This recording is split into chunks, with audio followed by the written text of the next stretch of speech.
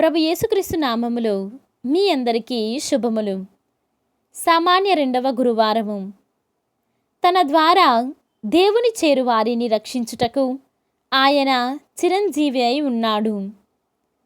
మొదటి పట్టణము హెబ్రీయులకు రాయబడిన లేఖ 7వ అధ్యాయము 25వ వచనము నుండి 28వ వచనం వరకు మరియు 8వ అధ్యాయము 1వ వచనము నుండి 6వ వచనం వరకు.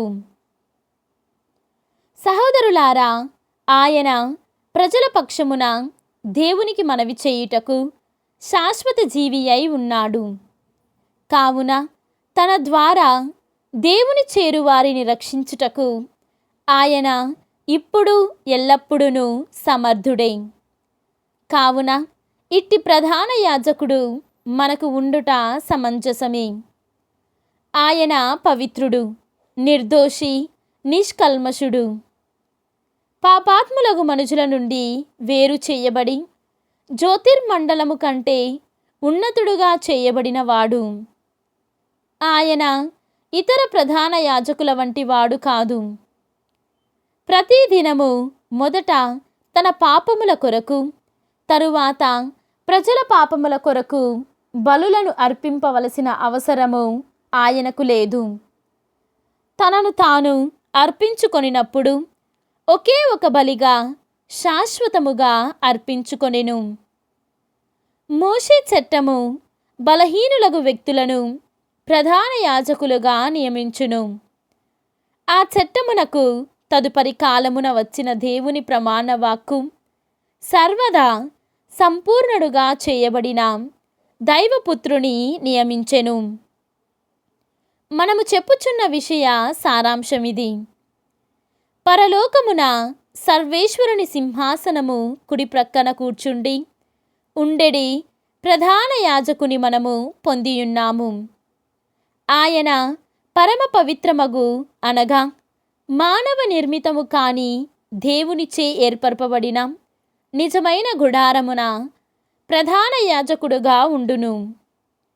ప్రతిదినము ప్రధాన యాజకుడు దేవునికి కానుకలను అర్పించుటకు, బలులను సమర్పించుటకు నియమింపబడును.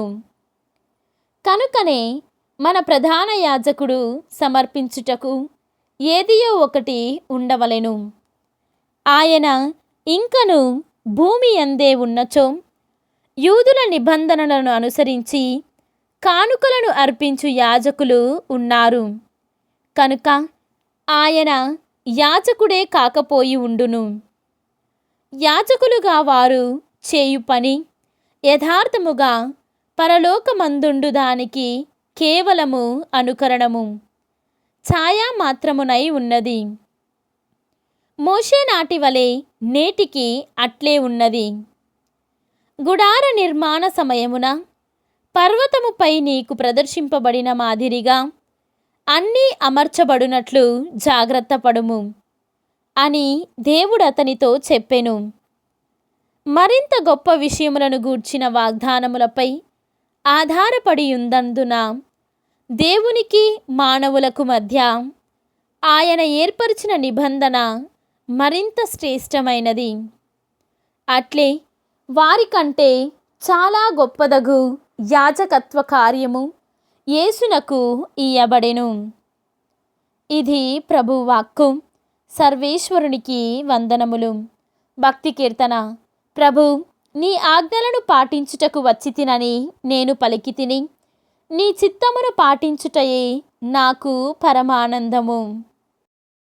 ఈనాటి సువిశేషము పునీత మార్కు గారు వ్రాసిన సువిశేషము 3వ అధ్యాయము 7వ వచనము నుండి 12వ వచనము వరకు.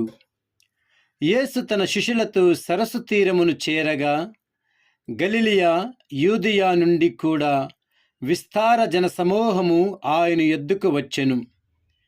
ఆయన చేసిన గొప్ప కార్యములన్నింటిని గూర్చి విని యెరూషలేము నుండి, యూదయ, ఇదుమయ ప్రాంతముల నుండి, యొర్దాను నది తీరమునకు ఆవల నుండి, తూరు, సిదోను ప్రాంతముల నుండి గొప్ప జనసమూహము అచ్చటకు వచ్చెను. జనసమూహము తనపై విరుగుబడునేమో అని యేసు తనకు ఒక పడవను సిద్ధము చేయుడని శిష్యులను ఆజ్ఞాపించెను.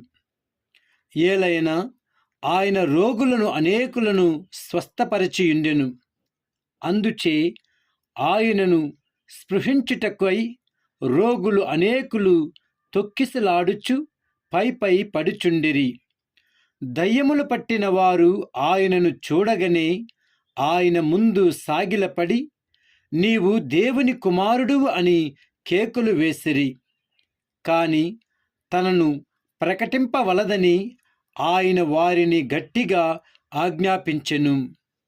ఇది క్రీస్తు సువిశేషము. క్రీస్తువా మీకు స్తుతి కలుగునుగాక.